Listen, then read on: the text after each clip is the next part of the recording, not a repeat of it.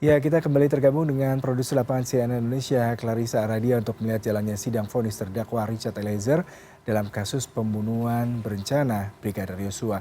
Selamat pagi, Ara. Kalau saya lihat saat ini Anda sudah berada di depan pintu ruang persidangan. Mungkin Anda bisa ceritakan, karena tadi terlihat sudah ratusan, tadi juga mengatakan simpatisan, kemudian juga warga, bahkan tim keluarga juga sudah hadir. Bagaimana dengan rencana persidangan, kapan dimulai, dan bagaimana suasana di sana?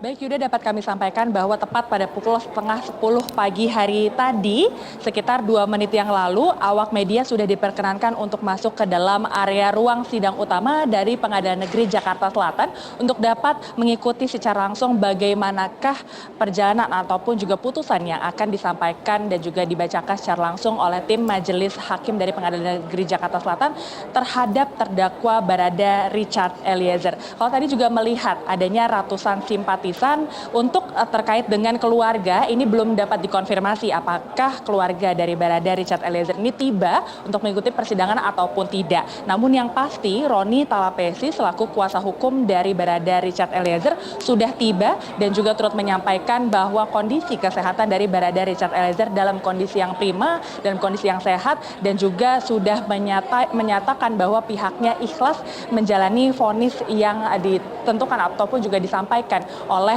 tim Majelis Hakim pada hari ini. Sementara itu juga dari Roni Talapesi juga menyampaikan bahwa setidaknya ada 2 hal yang bisa membantu meringankan vonis ataupun juga tuntutan yang diberikan oleh Jaksa Penuntut Umum pada 18 Januari yang lalu. Seperti yang kita ketahui bersama bahwa JPU telah menuntut Barada Eliezer ini sebanyak 12 tahun hukuman penjara. Dan 2 hal ataupun juga 2 poin yang disampaikan oleh kuasa hukum Barada Eliezer yang bisa membantu meringankan beban ataupun juga hukuman dari kliennya, diantaranya adalah karena statusnya bukan hanya sebagai terdakwa melainkan juga sebagai justice kolaborator. Kalau melihat dari pasal 10A dari Lembaga Perlindungan Saksi dan Korban, ini ada 2 hal yang bisa membantu agar dia tidak diberatkan hukumannya, diantaranya adalah hukuman percobaan ataupun juga meringankan hukumannya. Sementara itu juga pihak dari kuasa hukum menyampaikan bahwa ada 1 poin lainnya yang juga disampaikan oleh pihak kuasa hukum kepada tim Majelis Hakim, yakni kalau berdasarkan pasal 51 ayat 1, pihaknya juga menyampaikan bahwa kliennya atau Barada Richard Eliezer ini menjadi eksekutor dalam kasus pembunuhan terhadap Brigadir Yosua Huta Barat ini karena adanya ancaman ataupun juga perintah dari atasan.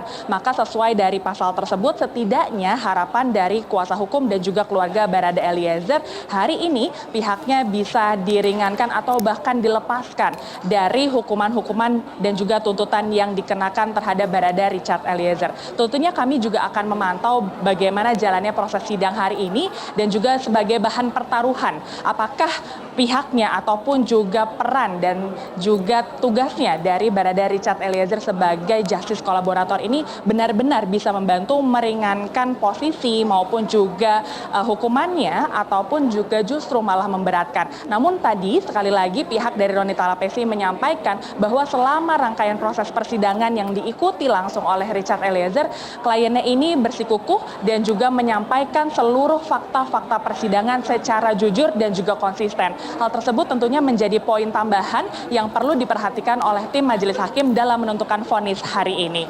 Yuda. Baik, Ara, kami akan menantikan proses persidangan yang sepertinya akan sesaat lagi dimulai. Selamat bertugas kembali dari Pengadilan Negeri Jakarta Selatan. Clarissa Aradia melaporkan.